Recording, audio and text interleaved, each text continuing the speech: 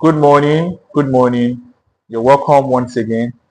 So today we are looking at a very, very interesting story in the book of First Kings chapter 13. Yes, First Kings chapter 13, verse 1 to the end.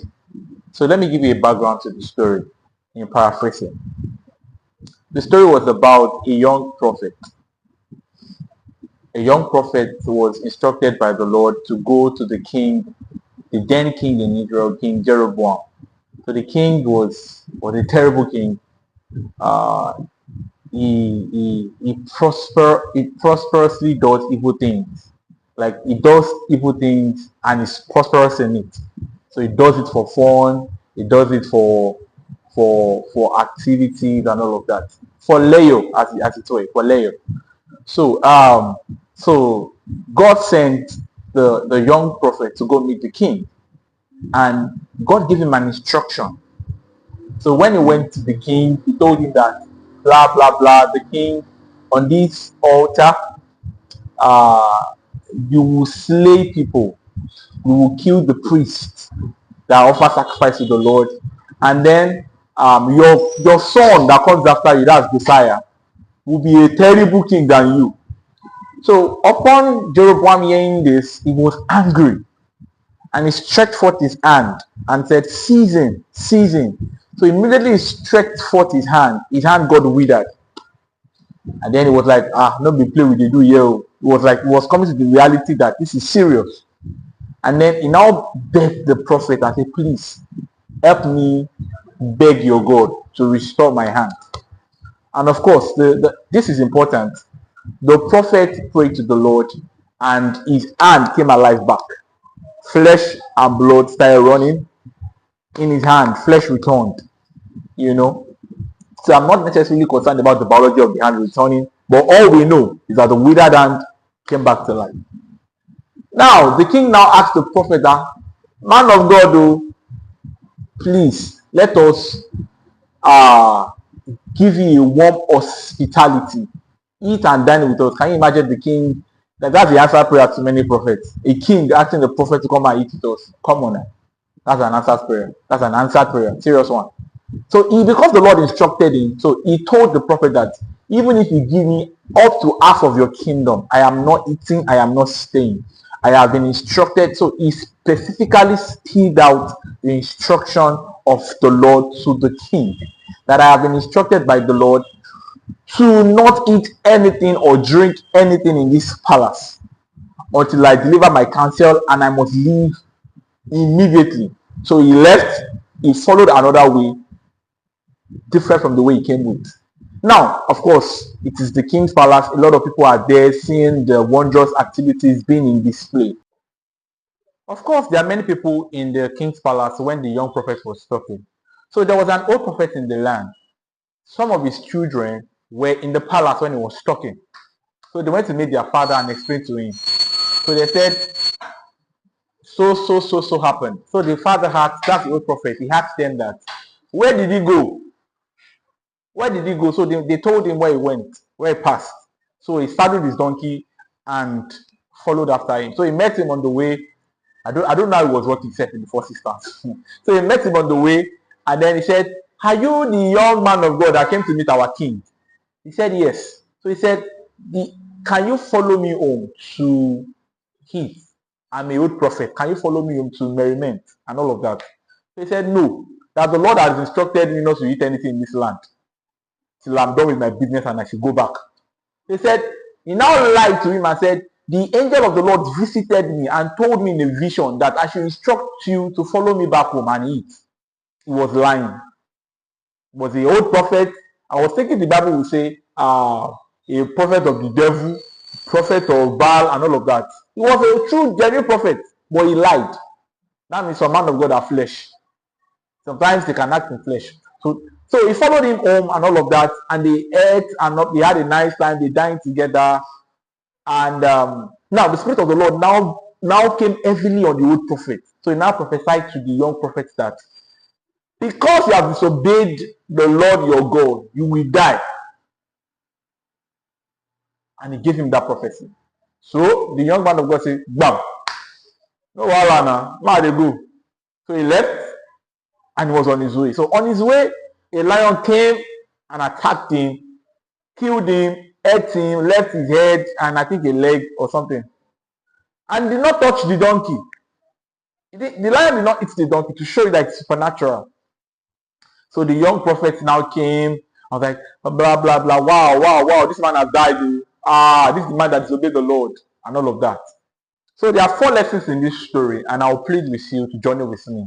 Number 1, some instructions that you receive from the Lord are not for the hearing of everybody. Yes, the young prophet heard from the Lord, truly. But it was not wisdom enough for him to divulge those instructions to the people he was sent to. No. Telling the king was an error. If he had not told the king, people will not hear. Talk less of the old prophet hearing. Now, even if the old prophet came to meet him, he's not supposed to even tell the old prophet too, because it was a personal instruction from the Lord to him. So when God instructs you, yes, there's a place for counsel, there's a place for mentorship, but have the wisdom of the Spirit to know that some things are not for the hearing of some people. Number 2, know God for yourself. Know God for yourself. We live in the era whereby people run with what their prophet tells them. You just run. Why are you doing this project? My prophet told me. Why are you getting married to this person? My pastor told me. So we have a generation of zombie Christians. You don't know God for themselves and all of that. Know God for yourself. Even though there was a old prophet that came to meet the man, if he had known God for himself, not beguiled by the status of the old prophet, he will know well enough that no, this is against what the Lord told me. I had God clearly. If God wants to tell me otherwise, he should tell me the way he told me the last time. Know God for yourself. Don't be easily distracted from your core assignment, core focus, just because a man of God says so. Know God for yourself. It is very important in this age and time where we are easily distracted by the so-called man of God. Again, the old prophet was not the prophet of Baal, was not a wicked prophet. He was just consumed by jealousy and he lied to him. So sometimes men of God, they are first men before they are men of God. The men part of them can overcome and take the best part of them, and they act otherwise. Please know God for yourself. And number 3, now when the old prophet had prophesied to the young prophet that you are going to die because you have disobeyed the Lord, he was instead of him to entreat the Lord and ask for mercy, ask for grace and all of that, he was just using both faith and say, come on now, the Lord has been using me, can't kill me. He didn't do anything, he just saddled up his donkey and went. Don't be so caught in a place whereby you are too familiar with God. You should have just asked for mercy, and God knows what would have happened, whether the story would have changed. Don't be too familiar with God. Yes, you are doing business with God, but He is the God. He is the God. He is exclusively the God of the universe. He does as He pleases. So you are not supposed to. Wisdom is sufficient enough to tell the prophet, that's the young prophet now, that I have sinned against the Lord. The same mouth that used to pray to God that the king's hand was restored, he could have prayed to the Lord and said, Lord, please have mercy upon me. And that would have been all.